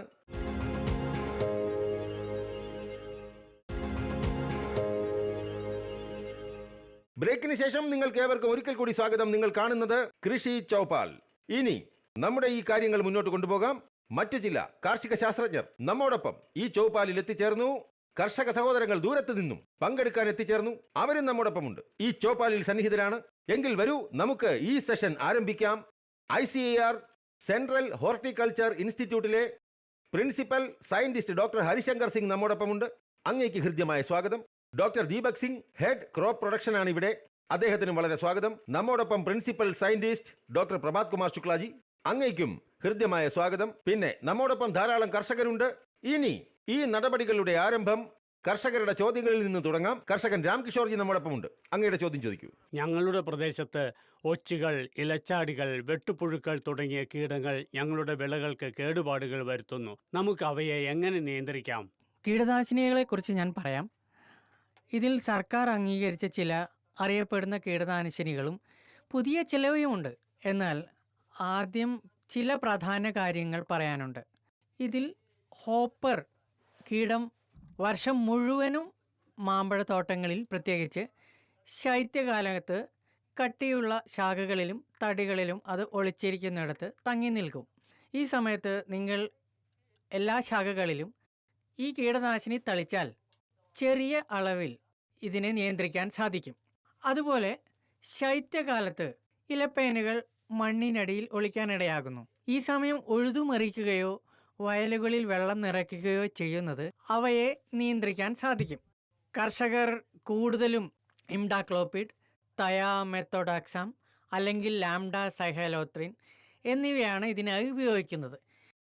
ഇവ സർക്കാർ അംഗീകൃതവും ജനപ്രിയവുമായ കീടനാശിനികളാണ്. എന്നാൽ അവയുടെ പ്രഭാവം കുറയുന്നു. ഇതിൽ 3 മരുന്നുകൾ വളരെ പ്രധാനപ്പെട്ടതാണ്. അതിനാൽ സർക്കാർ വിപ്രോഫ്രീജിൻ 25 EC പോലുള്ള പുതിയ മരുന്നുകൾ അവതരിപ്പിച്ചു. ഹോപ്പർ, ഇലപ്പേനുകൾ എന്നിവ നിയന്ത്രിക്കാൻ ഇവ 1 മുതൽ 1.5 മില്ലി വരെ വെള്ളത്തിൽ കലർത്തി തളിക്കാൻ സാധിക്കും. മറ്റൊന്ന് ടോൾഫെൻ പ്രൈഡ് ആണ്. ഈ മരുന്ന് കീടത്തിൻ്റെ നല്ല നിയന്ത്രണത്തിനായി 1 ലിറ്റർ വെള്ളത്തിന് 1 മുതൽ 1.5 മില്ലി വരെ ഉപയോഗിക്കാം. മൂന്നാമത്തേത് പൈമെട്രോസിൻ 50 WG ആണ്. ഇതൊരു വെള്ളത്തിന് 3 ഗ്രാം എന്ന തോതിൽ ഉപയോഗിക്കാം. ഇവ വളരെയധികം സഹായിക്കുകയും ചെയ്യും. ഇതുപോലെ അറിയപ്പെടുന്ന കീടനാശിനികളും സർക്കാർ പുതിയതായി അവതരിപ്പിച്ചിട്ടുള്ള പുതിയ കീടനാശിനികളും ഇങ്ങനെയുള്ള കീടങ്ങളെ നിയന്ത്രിക്കാൻ വളരെയധികം സഹായിക്കുന്നു. നമ്മോടൊപ്പം വേറെയും കർഷകരുണ്ട്. ഒരു കർഷകൻ മുഷ്ലിയുദ്ദീൻ. അങ്ങയുടെ ചോദ്യം എന്താണ്? നമസ്കാരം സർ, എൻ്റെ പേര് മുസ്ലിഹുദ്ദീൻ എന്നാണ്. നിരവധി സ്പ്രേകൾക്ക് ശേഷവും കീടങ്ങളെ നിയന്ത്രിക്കാനാവുന്നില്ല. പരമ്പരാഗതമായതോ മറ്റു രീതികളോ ഏതൊക്കെയാണ് നമ്മൾ പിന്തുടരേണ്ടത്? ഇവിടെ കൂടിയിരിക്കുന്ന ചൗപ്പാലിലെ എല്ലാ കർഷകരോടുമായി എനിക്ക് ഒരു പ്രധാനപ്പെട്ട കാര്യം പറയാനുണ്ട്. അഥവാ നിങ്ങൾ ഒരേ കീടനാശിനി ആവർത്തിച്ച് ഉപയോഗിക്കുന്നത് തുടരുകയാണെങ്കിൽ കീടങ്ങൾക്ക് പ്രതിരോധശേഷി വളരുകയും സ്പ്രേകൾ പ്രവർത്തിക്കുന്നത് അവസാനിക്കുകയും ചെയ്യുന്നതാണ്. പിന്നെ പല കർഷകർക്കും വ്യാജമോ ഗുണനിലവാരം കുറഞ്ഞതോ ആയ കീടനാശിനികളാണ് ലഭിക്കുന്നതെന്ന് കണ്ടെത്തിയിട്ടുണ്ട്. എല്ലായ്പ്പോഴും ശരിയായതും ആധികാരികവുമായ കീടനാശിനി ശരിയായ അളവിലും രീതിയിലും ഉപയോഗിക്കണമെന്ന് ശാസ്ത്രജ്ഞന്മാർ ആവർത്തിച്ച് പറഞ്ഞിട്ടുണ്ട്. തെറ്റുകൾ വരുത്തിയാൽ കീടനാശിനി പ്രവർത്തിക്കുകയില്ല എന്ന് എല്ലാവരും പ്രത്യേകം ഓർക്കുക. നിങ്ങളുടെ നാട്ടിലെ കാർഷിക ശാസ്ത്ര കേന്ദ്രം അടുത്താണെങ്കിൽ നിങ്ങളുടെ വിളകൾ സംരക്ഷിക്കുന്നതിനുള്ള മാർഗനിർദ്ദേശത്തിനായി അവരുമായി ബന്ധപ്പെടുക. ശരി, ഞാൻ ഈ കാര്യം മുന്നോട്ട് കൊണ്ടുപോയിക്കൊണ്ട ഒരു ചോദ്യം ഡോക്ടർ സാർ അങ്ങയോടാണ്. പ്രഭാത് കുമാർ ശുക്ലാജി, ചോദ്യം: കറുത്തു പോകുന്നു നമ്മുടെ പഴങ്ങൾ മരത്തിൽ തന്നെ, അവിടെ തന്നെ ഇത് കേടാകാൻ തുടങ്ങുന്നു. ഈ ഒരു പ്രശ്നം പ്രധാനമായും നമ്മൾ കാണുന്നുണ്ട്. പഴങ്ങൾ കറുത്തു പോകുന്ന പ്രശ്നം വളരെ ഗംഭീരമാണ്. ഇത് പലപ്പോഴും മഴക്കാലവുമായി ബന്ധപ്പെട്ടിരിക്കുന്ന ഒരു പ്രശ്നമാണ്. പലപ്പോഴും മെയ് ജൂണിലും മഴയുണ്ടാകാറുണ്ട്. അതുകൂടാതെ മൺസൂൺ പലപ്പോഴും വേഗത്തിൽ വരുന്നുണ്ട്. അങ്ങനെ സംഭവിക്കുമ്പോൾ പഴങ്ങൾ വളരെ വേഗത്തിൽ കറുത്തു പോകുന്നു. അതിനു പിന്നിൽ മറ്റൊരു വലിയ കാരണവുമുണ്ട്. ഈ മരത്തിന് മുകളിൽ ഇലകളിൽ എത്ര കറുത്ത പൂപ്പലും മറ്റും ഉണ്ടാകുന്നുവോ, എത്ര മണ്ണ് പറ്റിപ്പിടിച്ചിരിക്കുന്നു, അത് ആശ്രയിച്ചാണ്. കാരണം മഴ പെയ്യുമ്പോൾ ഈ മാലിന്യങ്ങളൊക്കെ പഴത്തിന് മുകളിലേക്ക് വരുന്നു. ഒരു മഴ കഴിഞ്ഞാൽ അതെല്ലാം പറ്റിപ്പിടിക്കും. പിന്നെ എല്ലാ മഴയ്ക്ക് ശേഷവും പഴങ്ങൾക്ക് മുകളിൽ അല്പാൽപ്പം പറ്റിപ്പിടിച്ചുകൊണ്ടിരിക്കും. ഈ പൂപ്പലിലുള്ള കീടാണുക്കൾ, ബീജാണു, അത് കാരണമാണ് ഈ പഴങ്ങൾ പഴുക്കാൻ തുടങ്ങുമ്പോൾ തന്നെ ചെയ്യാൻ തുടങ്ങുന്നതായിരിക്കും. ഇപ്പോൾ ഈ പ്രശ്നത്തിനുള്ള ഏറ്റവും ലളിതമായതും പിന്നെ വളരെ എളുപ്പമുള്ള പരിഹാരം എന്തെന്നാൽ പഴങ്ങൾ പൊതിയുന്നതാണ്. പഴങ്ങൾ പൊതിയുന്നതിനായി പല പല സമയങ്ങളുണ്ട്. എന്നാൽ ഈ പഴങ്ങൾ പൊതിയുന്നതിനായി ഞാൻ പറയുന്നു, കുറഞ്ഞ പക്ഷം ഈ മാമ്പഴം 100 ഗ്രാം ആകുമ്പോൾ ആ സമയത്ത് പഴങ്ങൾ പൊതിയാൻ ആരംഭിക്കൂ. പിന്നെ മൺസൂൺ വരുന്നതിന് മുൻപായി അത് പൊതിയുന്നത് പൂർണ്ണമാക്കുക. വളരെയധികം തോട്ടങ്ങളിൽ പഴങ്ങൾ പൊതിയാൻ സാധിക്കില്ല. അഥവാ പറ്റിയില്ലെങ്കിൽ നിങ്ങൾ നോക്കിയിരിക്കുക, മൺസൂൺ എപ്പോൾ വരുമെന്ന്. മൺസൂൺ വരുന്നതിന് 3-4 ദിവസം മുമ്പ് നിങ്ങൾ ഡൈഫിൻകോണസോൾ, ഒരു നല്ല മരുന്നാണ്, അത് 25% പ്രൊഡക്റ്റാണ് വരുന്നത്. അതിൻ്റെ 1/2 മില്ലി ലിറ്റർ 1 ലിറ്ററിനെന്ന കണക്കിൽ, അല്ലെങ്കിൽ 1 ലിറ്ററിൽ 2000 ലിറ്ററിൻ്റെ ടാങ്ക് ഒന്നിന് എന്ന കണക്കിൽ കലക്കി തളിച്ചു കഴിഞ്ഞാൽ ഇത് 25 മുതൽ 30 ദിവസം വരെ ഈ പഴങ്ങളെ സംരക്ഷിക്കും. ഇവിടെ നമ്മൾ ഒരു കാര്യം കൂടി ശ്രദ്ധിക്കണം. ഈ പഴങ്ങൾ പറിക്കുന്നതിന് കുറഞ്ഞത് 25 ദിവസം മുൻപ് ഇത് തളിക്കുക, അല്ലെങ്കിൽ ഇതിന്റെ അവശിഷ്ടങ്ങൾ പഴങ്ങളിൽ നിലനിൽക്കും. അത് കയറ്റുമതി ചെയ്യാൻ കഴിയുകയില്ല. ശരി, കർഷകരുടെ അടുത്തേക്ക് വീണ്ടും പോകാം. കർഷകരുടെ ചോദ്യം കേൾക്കാം. രാംപ്രകാശ് ത്യാഗി ബുലന്ദ് ഷഹറിൽ നിന്ന് നമ്മോടൊപ്പം വന്നിരിക്കുകയാണ്. എന്താണ് ചോദിക്കാനുള്ളത്? ചോദിച്ചാട്ടെ സാർ. ഞങ്ങളുടെ പ്രദേശത്തെ മാമ്പഴങ്ങളെല്ലാം ഉണങ്ങി നശിച്ചുകൊണ്ടിരിക്കുകയാണ്. എന്താണ് അതിനുള്ള കാരണം? പ്രാഥമികമായി നിങ്ങൾ എല്ലാവരും അറിഞ്ഞിരിക്കേണ്ടതാണ്, ഈ രോഗം ഫംഗസ് കാരണമാണ് ഉണ്ടാകുന്നത്. അത് മൊത്തം മരം ഒറ്റയടിക്ക് ഉണങ്ങും, അല്ലെങ്കിൽ ഓരോ ചില്ലകളായിട്ട് ഇത് ഉണങ്ങാൻ തുടങ്ങും. ഇത് ഫംഗസ് കാരണമാണ് ഉണ്ടാകുന്നത്. ഇത് വേരുകളിലാണ് ബാധിക്കുന്നത്. പിന്നെ ഇതോടൊപ്പം ഒരു കീടവുമുണ്ട്. അതിനെ സ്കോളിറ്റഡ് ബീറ്റിൽ എന്നാണ് പറയുന്നത്. എവിടെ സംക്രമണം ഉണ്ടായാലും ആ മരത്തിൽ ഇത് വന്നു ചേരും. പൊടി പോലുള്ള അവശിഷ്ടങ്ങൾ അവശേഷിപ്പിക്കുന്നു. ഇത് തിരിച്ചറിയാനുള്ള മാർഗമാണ്. ഇനി ശ്രദ്ധിക്കേണ്ട കാര്യം എന്തെന്നാൽ അത് പ്രധാനമാണ്. കാരണം ഒരു സമയത്ത് ഏതാണ്ട് 80-85 വരെ തോട്ടങ്ങളിൽ ഉഴുതുമറിക്കുന്നത് കുറവായിരുന്നു. പക്ഷേ ഇന്നത്തെ സമയത്ത് ട്രാക്ടർ മരങ്ങളുടെ വേരിന്റെ അടുത്ത് വരെ എത്തിച്ചേരും. അത് കാരണം വേരുകൾ മുറിഞ്ഞു പോകും. വേരുകൾ മുറിഞ്ഞു പോയാൽ ഇതിന്റെ സംക്രമണം കൂടുന്നതാണ്. അതുകൂടാതെ ഈ അമിത ജലസേചനം നടത്തുന്നത് മൊത്തം തോട്ടം നിറയും. ഒരു മരത്തിൽ സംക്രമണം ഉണ്ടായാൽ അതുകൊണ്ട് തോട്ടം മുഴുവൻ നിറയും. അതുകൂടാതെ കീടങ്ങൾ കാരണവും സംക്രമണം പരക്കും. ഇവയിൽ നിന്നെല്ലാം സംരക്ഷണം നൽകേണ്ടതാണ്. ഉഴുതുമറിക്കുന്നത് തണലുള്ളിടത്ത് മരത്തിന്റെ തടിയുടെ 2 മീറ്റർ അടുത്ത് വരെ ചെയ്യാൻ പാടില്ല. പിന്നെ അതുകൂടാതെ അഥവാ മരം ഒരു തോട്ടത്തിൽ ഒരു മരമെങ്കിലും നശിച്ചാൽ തോട്ടത്തിന്റെ മുഴുവൻ ചികിത്സ ചെയ്യുകയാണ് വേണ്ടത്. അത് എത്രയും പെട്ടെന്ന്. തയോഫിനേറ്റ് മിഥൈൽ ഫംഗസ് നശിപ്പിക്കുന്നതാണ്, അതുകൊണ്ട് ചെയ്യണം. അതിന്റെ അളവ് 100 ഗ്രാം മുതൽ 400 ഗ്രാം വരെ. മരത്തിന്റെ പ്രായമനുസരിച്ച് മരത്തിന്റെ വലിപ്പമനുസരിച്ച് ആവശ്യം വരുന്നതിന്. ഒരു കാര്യം ശ്രദ്ധിക്കണം, അത് നന്നായി തന്നെ പ്രയോഗിക്കണം. അത്രയും വെള്ളത്തിൽ വേണം അത് ഉപയോഗിക്കാൻ. മരത്തിന്റെ തണലുള്ള ഭാഗത്ത് താഴേക്ക് ഏതാണ്ട് 1.5-2 മീറ്റർ വരെ മരുന്നെത്തണം. തീർച്ചയായും കർഷകർക്ക് വളരെ ചിന്താക്കുഴപ്പമുണ്ട് തങ്ങളുടെ വിളകളിൽ. അങ്ങനെ തന്നെ ഒരു ചോദ്യം കമലേഷ് കുമാർ മലിഹാബാദിൽ നിന്നാണ്. സാർ, എൻ്റെ ചോദ്യം ഇതാണ്. ഇവിടെയുള്ള പല തോട്ടങ്ങളിലും ഉക്താരോഗമുണ്ട്. ഉക്താരോഗത്തിന് എന്തെങ്കിലും പരിഹാരമുണ്ടോ? ദയവായി അതൊന്ന് വിശദീകരിക്കുക. നോക്കൂ കമലേഷ് ജി, നമ്മളിപ്പോൾ പറഞ്ഞുകൊണ്ടിരുന്നത് അത് സെയിമാണ്. മരങ്ങൾ ഉണങ്ങി കരിഞ്ഞ് നശിച്ചു പോകുന്നത്, അതിനെ ഉക്ത എന്ന് പറയുന്നു. എല്ലാ സ്ഥലത്തും ഉണ്ട്. നമ്മൾ പറഞ്ഞത് പൂർണ്ണമായില്ല. തയോഫിനേറ്റ് മീഥൈൽ കൊണ്ടുള്ള ഒരു ചികിത്സ ഞാൻ പറഞ്ഞു കഴിഞ്ഞു. നിങ്ങൾക്കും അത് നിങ്ങളുടെ ഏരിയയിൽ ചെയ്യാവുന്നതാണ്. അതുകൂടാതെ ഒരു കാര്യം കൂടി നമ്മൾ ശ്രദ്ധിക്കണം. ഒരു തവണ നമ്മൾ ഫംഗസ് നാശിനി പ്രയോഗിക്കണം. എന്നാൽ ഫംഗസ് നാശിനി പ്രയോഗിക്കുമ്പോൾ ഭൂമിയിലുള്ള നമ്മുടെ മിത്ര ഫംഗസുകൾ അത് നഷ്ടമായി തീരും. അതിനെ റിവൈവ് ചെയ്യാനും പിന്നെ അഥവാ നമ്മൾ ഫംഗസ് നാശിനികൾ ഉപയോഗിച്ച് കഴിഞ്ഞാൽ അതിന് ശേഷവും ഉപകാരികളായ പ്രാണികൾ അത് രക്ഷപ്പെട്ടാൽ, അതിനായി നമ്മൾ ഭാവിയിൽ ഫംഗസിന് തയോനേറ്റ് മിഥൈൽ ഉപയോഗിച്ചതിന് ശേഷം 6 മാസം കഴിഞ്ഞ് ട്രൈക്കോഡെർമ ഉപയോഗിക്കണം. ബേസ് ലൈൻ ലിക്വിഫേഷൻ എന്നിവ ഉപയോഗിക്കുക. മറ്റൊന്ന് സ്കോളിറ്റിഡ് വണ്ട എന്ന് പറഞ്ഞത്, അതായത് ഈ പൊടികൾ ഉണ്ടാക്കുന്നത്, അതിനെ കൊല്ലുന്നതിനായി മഴക്കാലത്തോ തണുപ്പ് കാലത്തോ ബവേരിയ ബേസിയാന തളിക്കുക, അല്ലെങ്കിൽ മണ്ണിൽ ചേർക്കുക. അതുകൊണ്ട് കീടങ്ങളെ നിയന്ത്രിക്കുകയും ചെയ്യാം. പിന്നെ ഫംഗസും നിയന്ത്രണത്തിലാകും. ഇങ്ങനെ നമുക്ക് തോട്ടങ്ങളെ രക്ഷിക്കാം. ചൗപ്പാൽ തുടരുകയാണ്, അതിന്റെ അവസാന ഘട്ടത്തിലേക്ക് എത്തുകയാണ്. കർഷക സഹോദരങ്ങൾ നമ്മോടൊപ്പമുണ്ട്, കാർഷിക ശാസ്ത്രജ്ഞരുണ്ട്. അവർ കർഷകരുടെ ചോദ്യങ്ങൾക്ക് തികച്ചും കൃത്യവും ലളിതവുമായ ഉത്തരങ്ങൾ നൽകുന്നു. ഇനി ഊഴമായി മാർക്കറ്റിന്റെ. കാരണം ഇവിടെയാണല്ലോ മാങ്ങയുടെ വിൽപ്പനയും ശരിയായ മൂല്യവും കിട്ടുന്നത്. കർഷകർക്ക് എങ്ങനെ പരമാവധി മൂല്യം കിട്ടും? അവരുടെ മാങ്ങകൾ എങ്ങനെ മാർക്കറ്റിൽ നല്ല പ്രഭാവശാലിയായി വിൽക്കാൻ കഴിയും? ഉചിതമായ വില ലഭിക്കണം, ലാഭം കിട്ടണം. നമ്മോടൊപ്പം എക്സ്പേർട്ട് സന്നിഹിതനായിട്ടുണ്ട്, കാർഷിക ശാസ്ത്രജ്ഞനാണ്. അദ്ദേഹത്തെ ഞാൻ ഒരിക്കൽ കൂടി നിങ്ങൾക്ക് പരിചയപ്പെടുത്താം. നമ്മോടൊപ്പം എത്തിയിരിക്കുന്നു ICAR സെൻട്രൽ ഹോർട്ടിക്കൾച്ചർ ഇൻസ്റ്റിറ്റ്യൂട്ടിൽ നിന്ന് ഡോക്ടർ ടി ദാമോദരൻ ജി. അങ്ങേക്ക് ഒരിക്കൽ കൂടി സ്വാഗതം സാർ. നമ്മോടൊപ്പം ഡോക്ടർ അഖത് സിംഗ് ജി ഉണ്ട്, ഹെഡ് പോസ്റ്റ് ഹാർവസ്റ്റ് ആണ് ഇവിടെ. വളരെ സ്വാഗതം അങ്ങേക്ക്. ഡോക്ടർ മനീഷ് മിശ്രാജി വീണ്ടും നമ്മോടൊപ്പമുണ്ട്, പ്രിൻസിപ്പൽ സയന്റിസ്റ്റ് ആണ്. അങ്ങേക്കും ഹൃദ്യമായ സ്വാഗതം. അപ്പോൾ ആരംഭിക്കാം. നേരെ നമുക്ക് കർഷക സഹോദരങ്ങളുടെ അടുത്തേക്ക് പോകാം, അവരുടെ ചോദ്യങ്ങൾ കേൾക്കാം. കർഷകൻ സത്യേന്ദ്രകുമാർ നമ്മോടൊപ്പമുണ്ട്. നമ്മുടെ പ്രധാന ചോദ്യം, പ്രീമിയം വിപണിയിൽ മത്സരിക്കാൻ കഴിയുന്ന തരത്തിൽ നമ്മുടെ മാമ്പഴങ്ങളുടെ ഗുണനിലവാരം എങ്ങനെ മെച്ചപ്പെടുത്താം? അവയ്ക്ക് ന്യായമായ വില ലഭിക്കുമോ? അന്താരാഷ്ട്ര വിപണിയായാലും പ്രാദേശിക വിപണിയായാലും നമ്മൾ സംസാരിക്കുന്നത് ഇന്നത്തെ മത്സരം കഠിനമാണ്. ഉൽപാദനം വർദ്ധിപ്പിക്കുന്നത് കൊണ്ട് മാത്രം നിങ്ങൾക്ക് വലിയ ലാഭം ലഭിക്കണമെന്നില്ല. ഗുണനിലവാരത്തിൻ്റെയും ബ്രാൻഡിങ്ങിൻ്റെയും കാര്യമാണ് പറയുന്നതെങ്കിൽ നിങ്ങൾ 3 മുതൽ 4 പ്രധാന കാര്യങ്ങളിൽ ശ്രദ്ധ കേന്ദ്രീകരിക്കേണ്ടതുണ്ട്. ഗുണനിലവാരം തന്നെ, സുതാര്യത, ശുചിത്വം, അതായത് ശുചിത്വമുള്ള ഉൽപ്പാദനം, ഏറ്റവും പ്രധാനമായി വിശ്വാസം. നിങ്ങളുടെ ബ്രാൻഡും നിങ്ങളുടെ ഉൽപ്പന്നവും വിശ്വസനീയമായിരിക്കണം. വിളവെടുപ്പിന് ശേഷം മാമ്പഴം മൊത്തത്തിൽ കൊണ്ടുപോകുന്നതിന് പകരം നിങ്ങൾ ലക്ഷ്യമിടുന്ന വിപണിയെ അടിസ്ഥാനമാക്കി ഗ്രേഡുകൾ വേർതിരിച്ച് ഫാമിൽ തന്നെ ഗ്രേഡിംഗ് നടത്തുന്നതാണ് നല്ലത്.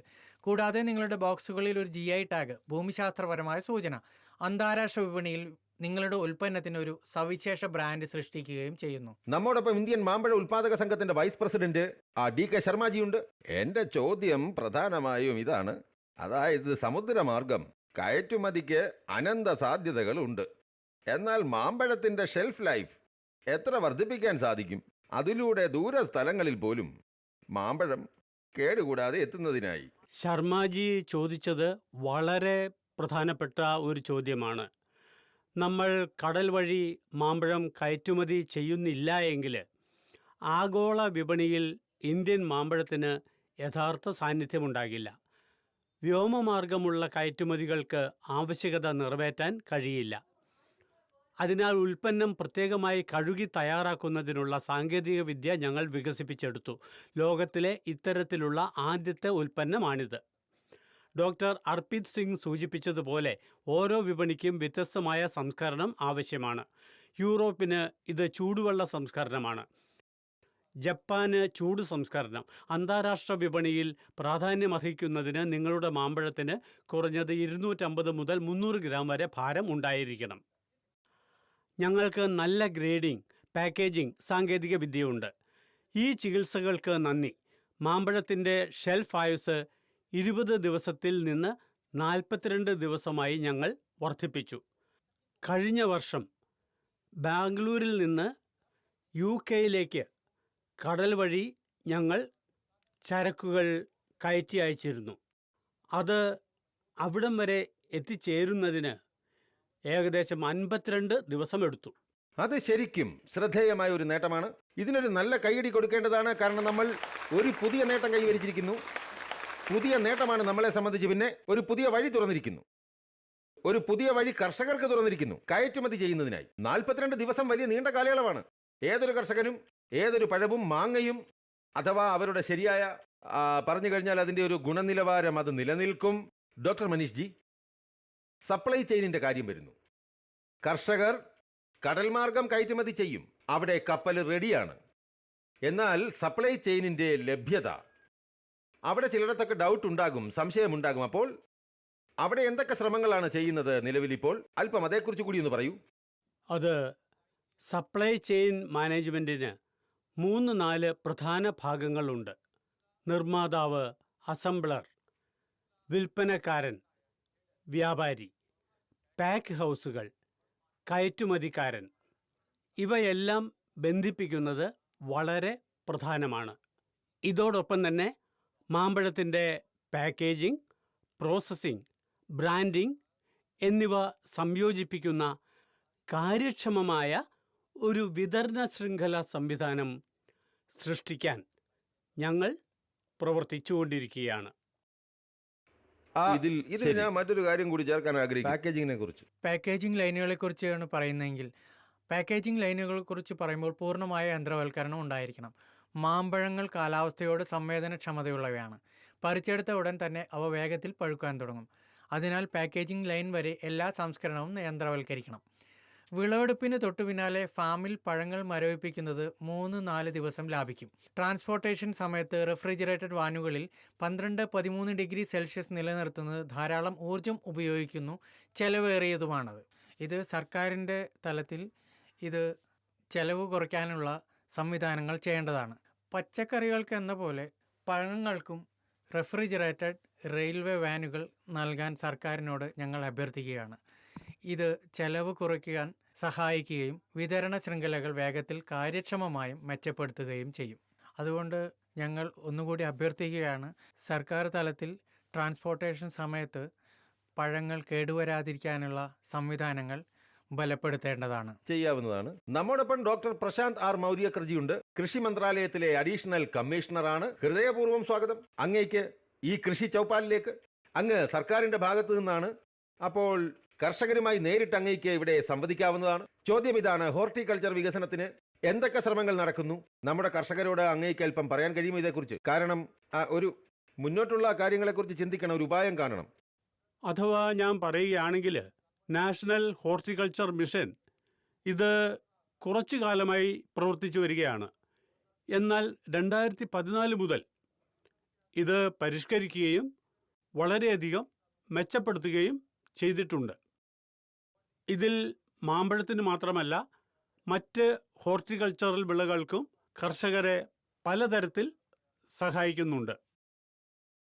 അഥവാ നമ്മൾ ഗുണനിലവാരമുള്ള നടീൽ വസ്തുക്കൾ നൽകുന്നതിലും പഴയ തോട്ടങ്ങളെ പുനരുജ്ജീവിപ്പിക്കുന്നതിലും കോൾഡ് ചെയിൻ അടിസ്ഥാന സൗകര്യങ്ങൾ നിർമ്മിക്കുന്നതിലും വിപണി പ്രവേശനം മെച്ചപ്പെടുത്തുന്നതിലും മിഷൻ ശ്രദ്ധ കേന്ദ്രീകരിക്കുന്നു എന്ന് ഞങ്ങൾ എടുത്തു പറയുകയാണ്.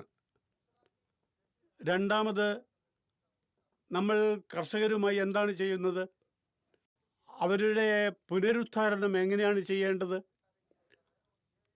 അതും നമ്മൾ വളരെ പ്രധാനമായി വിശദീകരിക്കേണ്ടതുണ്ട്. അതിൻ്റെ കോൾഡ് ചെയിൻ വാല്യൂ പ്രത്യേകമായി എടുത്തു പറയണം.